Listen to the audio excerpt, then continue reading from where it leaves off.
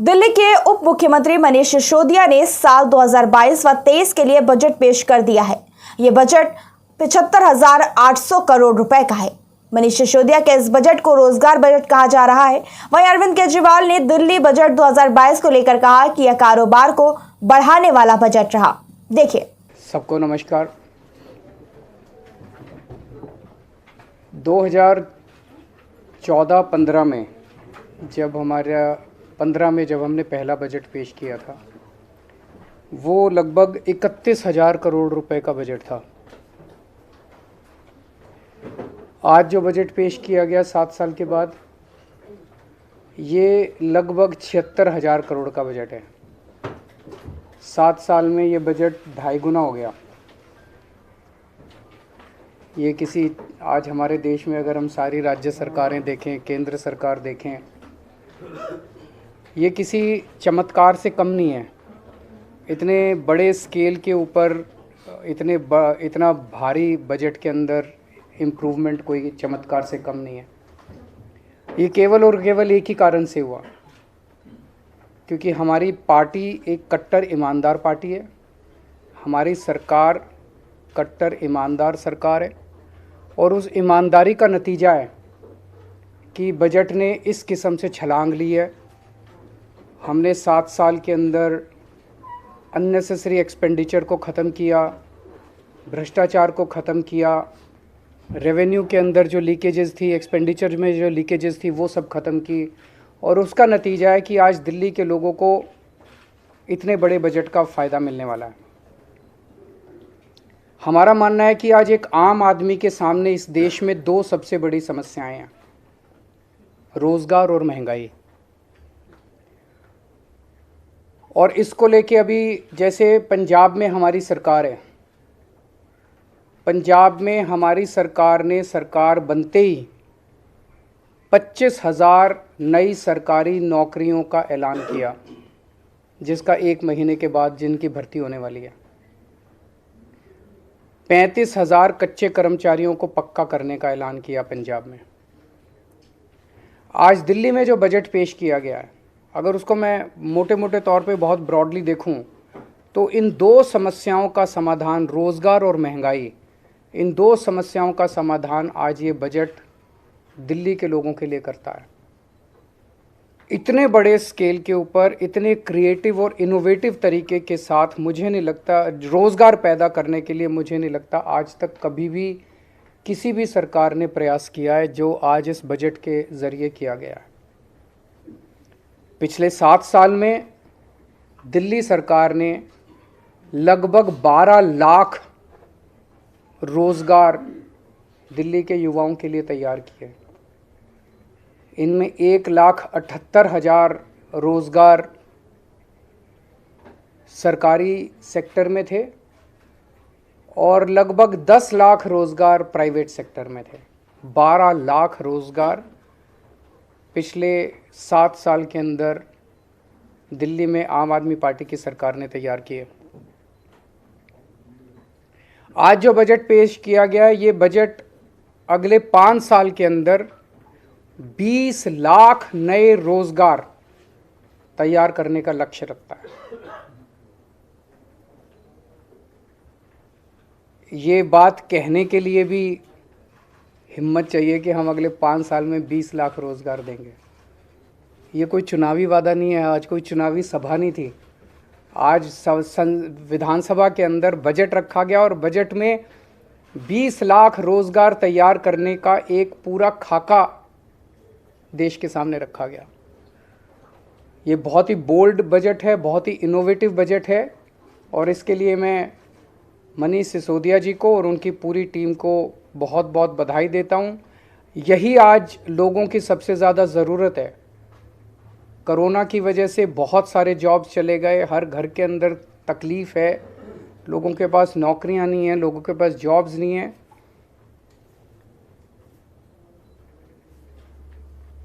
तो 20 लाख जॉब्स का ये जो बजट है, इसमें बताया गया कि दिल्ली में 1,68,00,000 लोग ऐसे हैं जो कि जॉब्स लेने के लिए सक्षम हैं।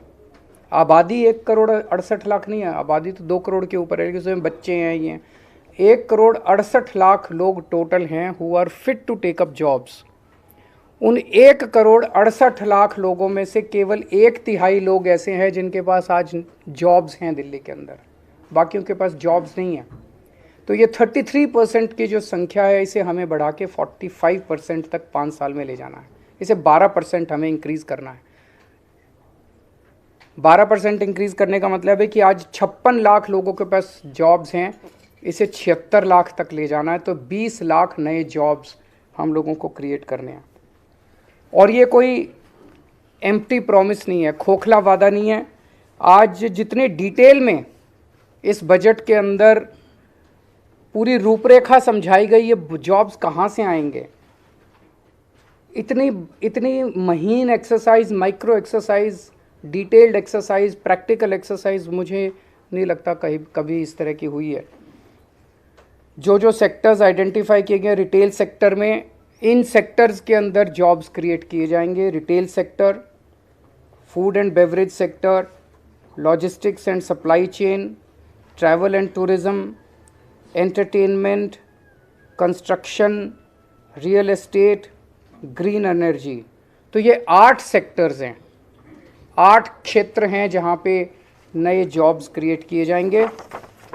और हर एक की बहुत डिटेल्ड प्लानिंग की गई है, हर एक की बहुत डिटेल्ड स्कीम्स बनाई गई हैं। दिल्ली की 5 मार्केट्स आइडेंटिफाई की गई हैं जो कि दिल्ली की फेमस मार्केट्स हैं, ट्रेडिशनल मार्केट्स हैं। इन मार्केट्स को पूरा रिवैम्प किया जाएगा, उनको रिनोवेट किया जाएगा।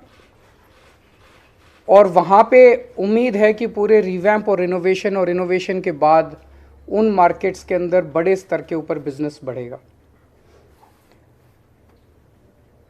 दिल्ली शॉपिंग फेस्टिवल लगाया जाएगा।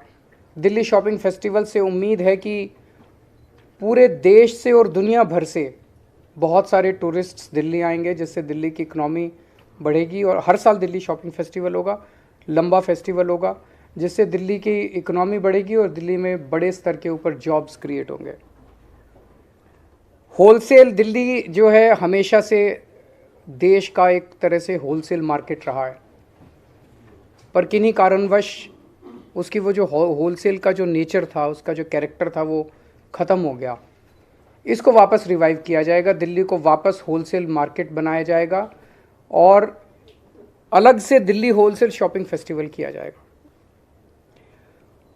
दिल्ली बाज़ार पोर्टल बना रहे हैं हम लोग। मैंने पिछली साल ऐलान किया था दिल्ली बाज़ार पोर्टल, जिसमें दिल्ली के सारी दुकानें, दिल्ली के सारे मार्केट्स एक पोर्टल पे लाए जाएंगे। तो दिल्ली के अंदर कुछ भी माल बिकता है, छोटी दुकान पे, बड़ी दुकान पे, कहीं भी कोई भी माल बिकता है, वो आपके पड़ोस में रहने वाला, किसी कॉलोनी में रहने वाला आदमी भी खरीद सकता है और 24 घंटे खरीद सकता है। ऐसा नहीं कि सूरज छिपने के बाद फिर दुकान बंद हो जाएगी, कभी भी खरीद सकता है, रात को 12 बजे 1 बजे भी खरीद।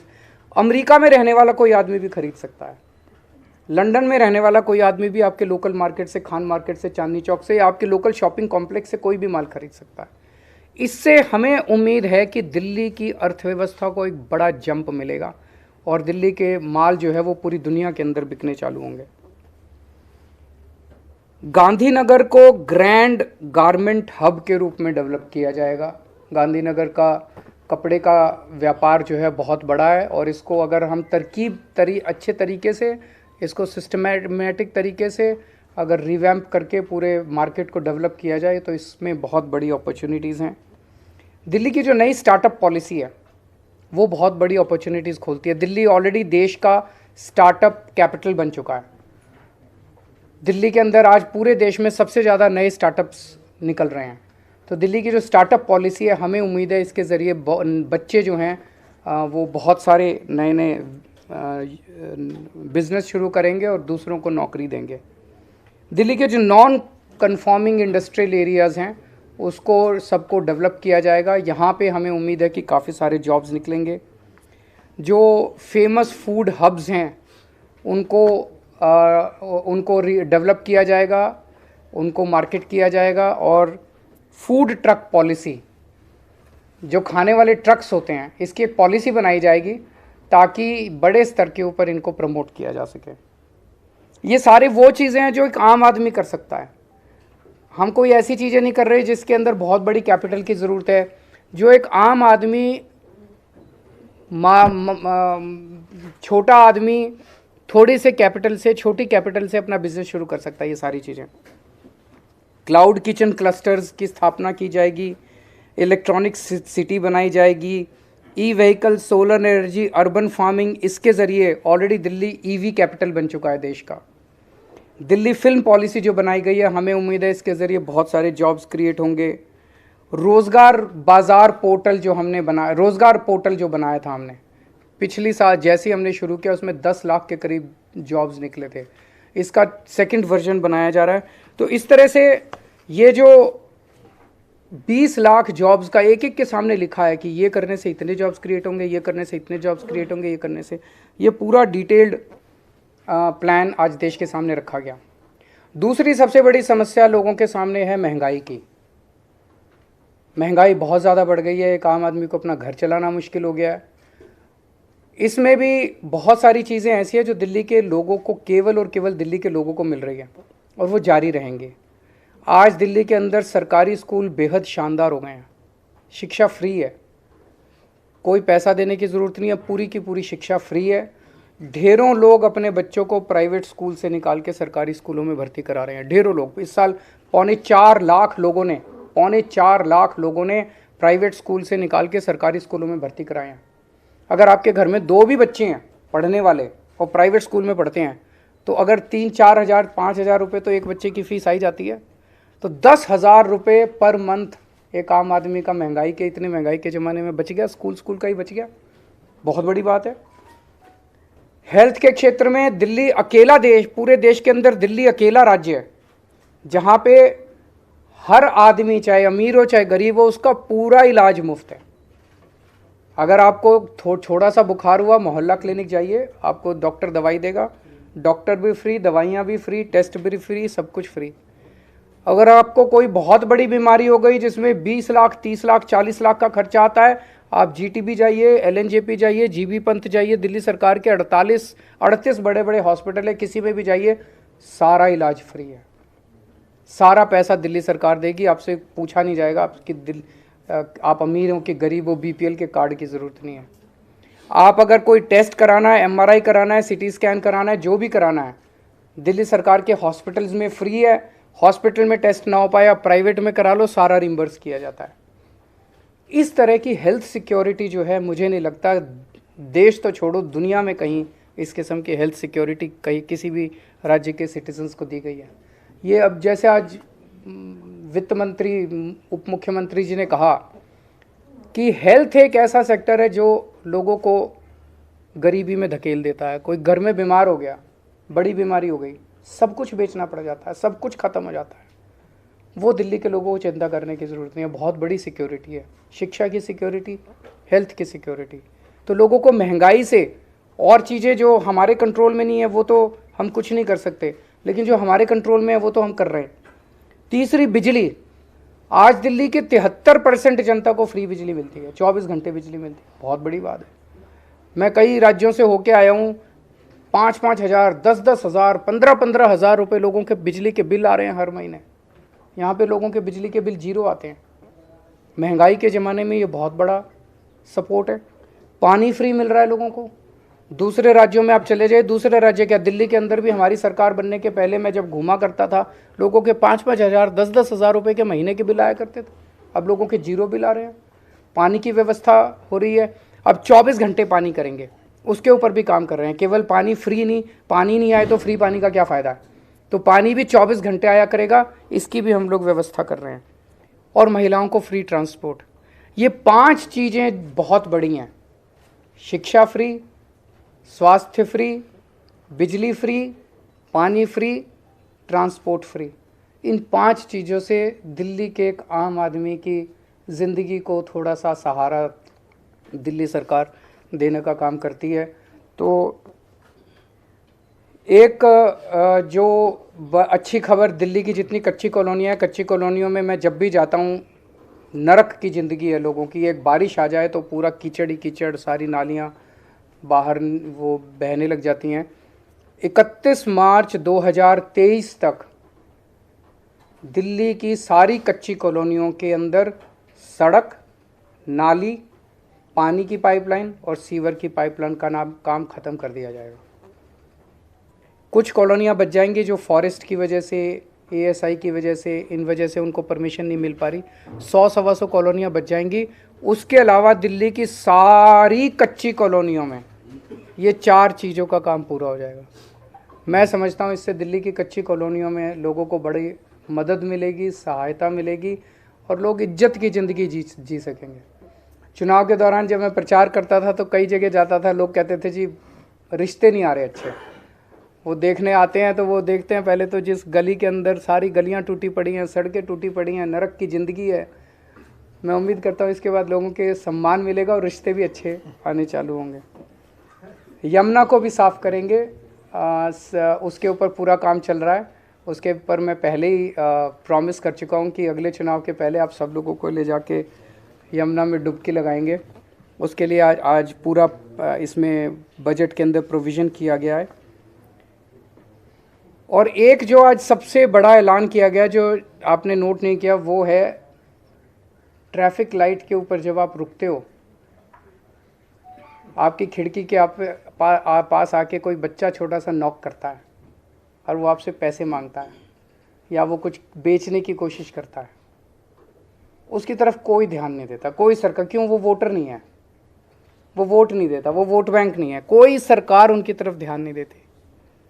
आज हमने 10 करोड़ रुपए इन बच्चों के लिए हम residential state of the art facilities का एक स्कूल बनाएंगे।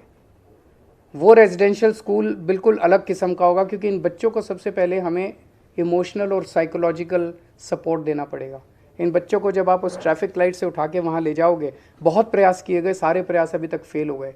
जितने भी प्रयास अभी तक किए गए वो सारे प्रयास ऐसे थे जिसके अंदर मानवता नहीं थी, मानवीयता नहीं थी।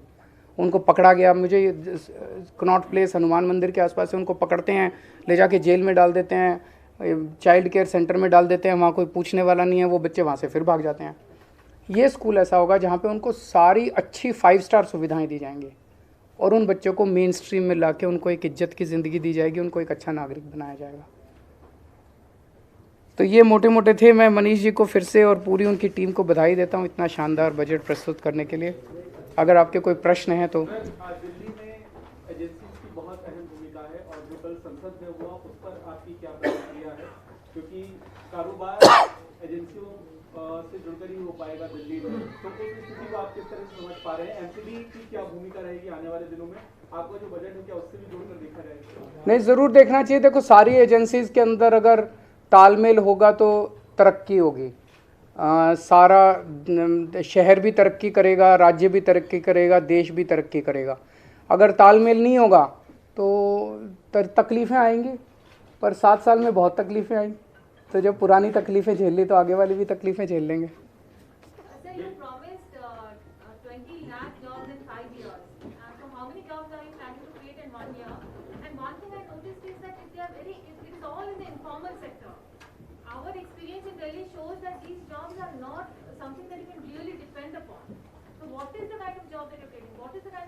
पहली तो आप कह रहे हो कि तो 20 लाख 5 साल में, तो 20 divided by 5 4 lakh jobs you should expect in the next 1 year.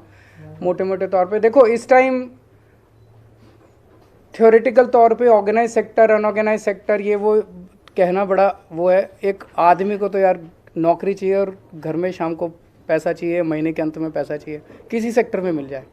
तो अभी तो ये है कि इकोनॉमी की हालत बहुत ज़्यादा ख़राब है और स्पेशली लोअर तबके की हालत तो बहुत ही ज़्यादा ख़राब है। अभी तो वो लोग आदमी ये सोचता है यार कहीं भी कुछ भी नौकरी मिल जाए और घर का खर्चा चल जाए। तो अभी तो ये है कि सब लोगों को नौकरी मिले, फिर इसको और इम्प्रूव करेंगे, क्वालिटी ऑफ जॉब्स भी इम्प्रूव करेंगे। अभी तो quantity is the biggest factor, the quality will also, we will keep on working on the quality also.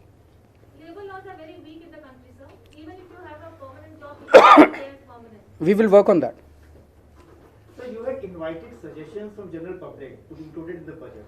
How many of those suggestions you find really good and were included, have been included in the budget? इसमें हमने जब budget में suggestions मांगे थे तो अलग अलग तरीके के सजेशंस आए थे। डिमांड्स कम सजेशंस कम एडवाइजेस बहुत कुछ आया था और इसमें लगभग एक सेंस ऑफ द सजेशंस आपको बोलूं तो कहीं ना कहीं उसी में ये डिमांड थी कि हमें आप बजट बनाओ तो रोज़गार की बात करो, आप हमें इकोनॉमी को आगे बढ़ाने की बात करो। कोविड ने हमारी कमर तोड़ दी है, तो अगर आज इस बजट का ओवरऑल सेंस आप कहें तो वहीं से निकला है, क्योंकि हम एजुकेशन पे, ग्रीन बजट और इन सब पे बात कर चुके, हेल्थ पे बात कर चुके थे।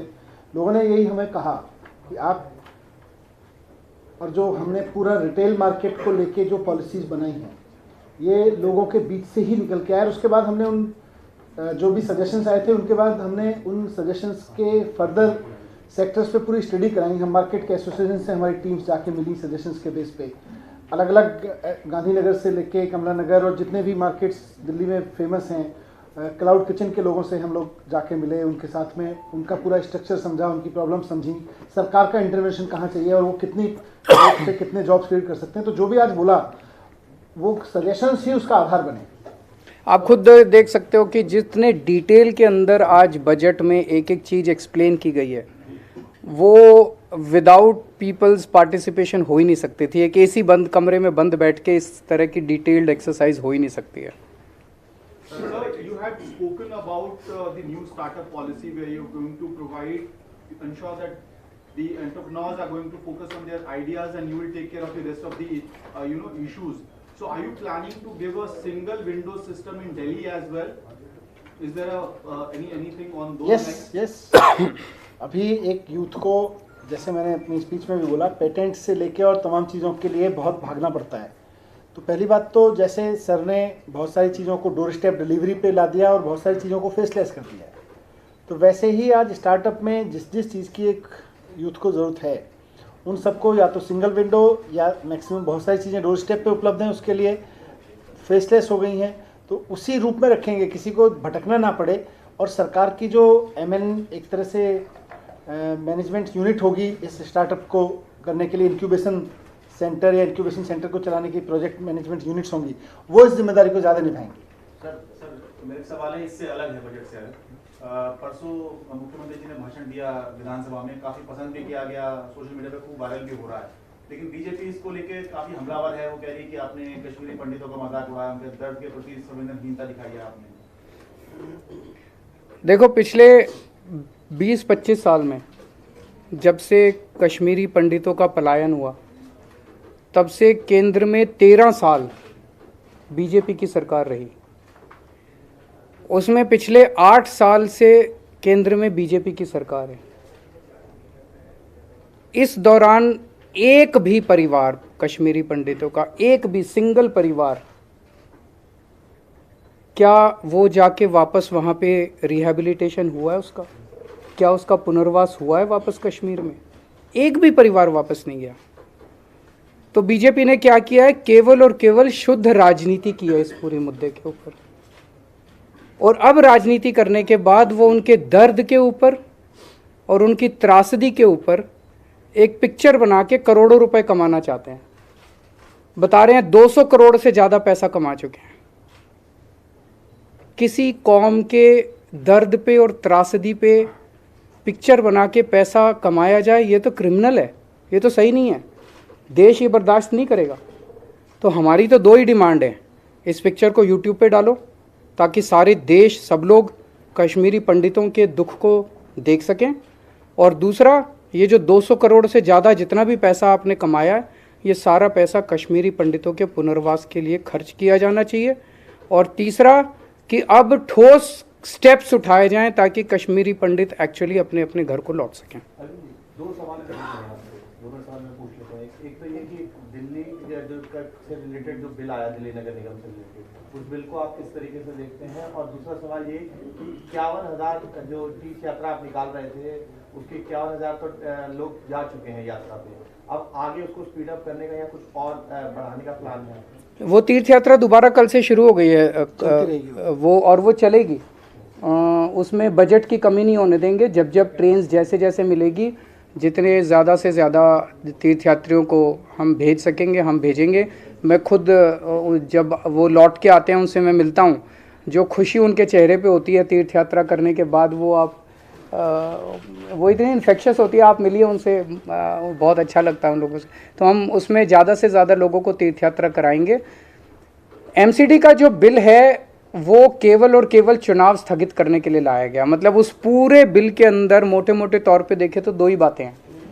एक बात तो ये कि 272 से घटा के 250 वार्ड कर दिए। इससे क्या फ़ायदा हुआ भाई? पहले 272 वार्ड थे, अब 250 वार्ड कर दिए। तो कोई लॉजिक नहीं, कुछ नहीं। क्यों किया, किस लिए किया? एक ही कारण है कि 272 से 250 कर दिए तो अब डिलिमिटेशन होगा। अगर सेम रख देते तो डिलिमिटेशन नहीं होता, तो अब डिलिमिटेशन होगा। डिलिमिटेशन होगा तो साल 2 साल के लिए चुनाव गए, तो चुनाव टालने के लिए किया। और दूसरा कि पूरा का पूरा एमसीडी जो है वो अब केंद्र सरकार चलाएगी। ये तो संविधान के ही खिलाफ है। तो एक बार बिल आ जाए, इसको हम भी स्टडी करेंगे, अगर जरूरत हुई तो हम कोर्ट में चैलेंज करेंगे फिर इसको। Thank you.